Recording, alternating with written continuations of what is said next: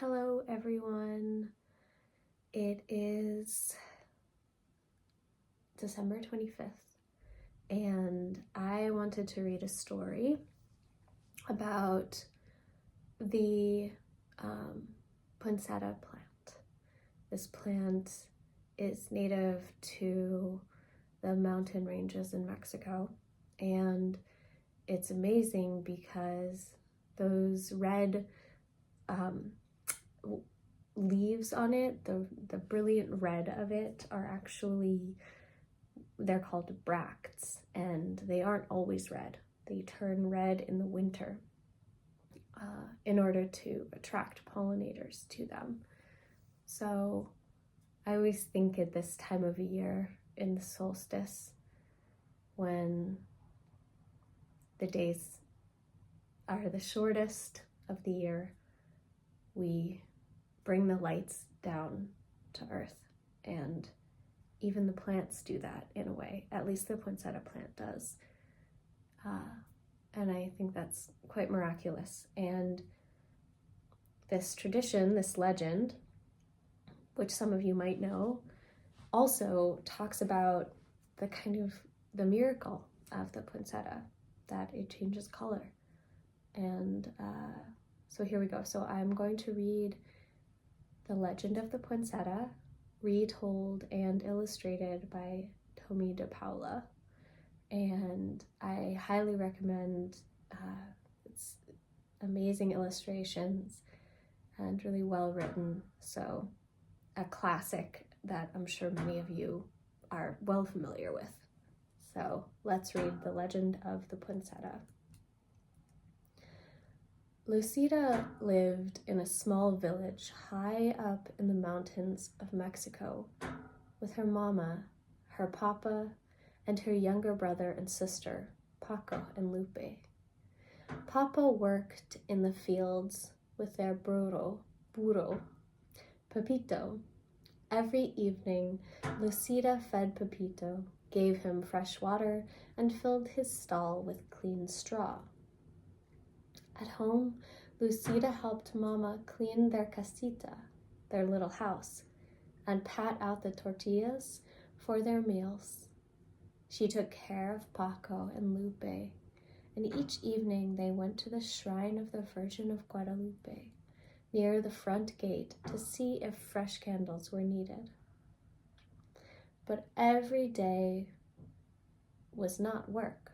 On Sundays, the family went to San Gabriel, in the square where Padre Alvarez said the Mass, and all through the year there were fiestas and holy days, which always began with a procession that wound through the village and ended in San Gabriel. One day, close to Christmas, La Navidad, Padre Alvarez came to their casita. "Ah, Señora Martinez, buenos dias, good day," Padre Alvarez said. "I'm here to ask you about the blanket that covers the figure of the baby Jesus in the Christmas procession. We have used the same one for many years. That is almost worn out. Because your weaving is so fine, I have come to ask if you would make the new one." "Mi padre," Lucida's mother said. "I would be honored, and Lucida will help me." On Saturday, Lucida and Mama went to the market to buy the wool for the blanket. They chose the finest yarn they could find. At home, Lucida helped Mama dye the wool the colors of the rainbow. "Those colors will shine throughout the church," Papa said as he watched Lucida and Mama string the yarn on the loom. As Christmas drew closer, everyone in the village was busy. All the mamas were making gifts to place at the manger of the baby Jesus in the church. The papas worked together, putting up the manger scene in San Gabriel. Lucida and the other children went to the church for singing practice for the Christmas Eve procession, when everyone would walk to San Gabriel singing and carrying candles.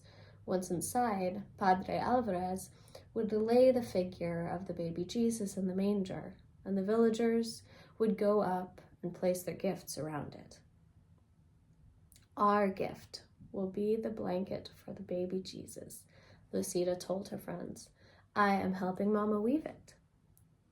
One afternoon, a few days before Christmas Eve, Lucida and the children were singing in the church when Senora Gomez came hurrying in. Lucida, you must come. Your mama is sick, and your papa has taken her down to the town to see the doctor. You must take care of your brother and sister until your papa returns tonight. Lucida was frightened. Mama had never been sick before. When she got home, Baco and Lupe were crying. They were frightened too. Lucida tried to comfort them. She made some food and sat down to wait for Papa. That evening, Papa came in looking tired and worried. He drew Lucida close and said, Lucida, mi niña, your mother is ill. Your Aunt Tia Carmen will take care of Mama until she is well. But I must go back and stay with Mama until I can bring her home. But it won't be until after Christmas. Senora Gomez will take care of you and Paco and Lupe while I'm gone. She will come for you tomorrow. The next afternoon, Lucida overheard two women talking. Lucida's mama is ill. She won't be able to finish the blanket for the procession. Isn't it a shame? See, the other woman said. We are all so disappointed. Padre Alvarez will have to use the old worn-out one. When Lucida went home to feed Pepita to get clothes for Paco, Lupe, and herself, she looked at the unfinished blanket on the loom. Perhaps I can finish it, she thought. But when she sat down and tried to weave, the yarn got tangled. The more she tried to untangle it, the worse it got. It was no use. She could never finish it by herself. She took the unfinished blanket to Senora Gomez. Oh, Lucida, it is so tangled. There isn't time for me to fix it, Senora Gomez told her. Tomorrow is Christmas Eve. Lucida started to cry. It was her fault the blanket was ruined. Her family wouldn't have a gift to place at the manger of the baby Jesus. Don't worry, Lucida. We will all go to the procession together. Lucida didn't say anything, but in her heart, she felt that she had ruined Christmas.